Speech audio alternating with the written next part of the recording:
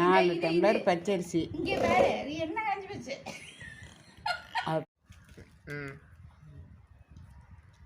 பேசவா? இந்த புடி. நானா பேசுனேன், நீ சரி பேசு பேசு. 4 டம்ளர் பச்சரிசி நல்லா கிளஞ்சி உலர்த்திக்கணும்.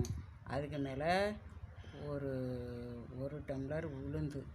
அதுக்கு 4 டம்ளருக்கு 1 டம்ளர் உளுந்து, அரை டம்ளர் பொட்டுக்கடலை, அதுக்கும் அரை டம்ளரு பச்சைப்பயிறு. இது எல்லாத்தையும் வறுத்து அரைச்சி அந்த மாவோட கலந்துக்கணும்.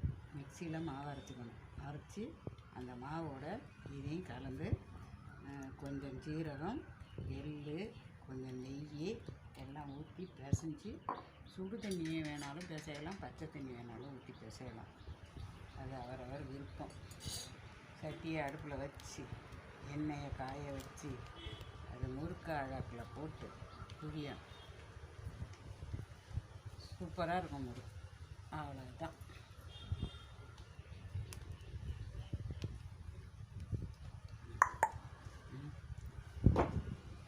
சொல்லு அவன் என்ன பேச சொல்கிறான். ரொம்ப கடுசாக இருக்க புளிய.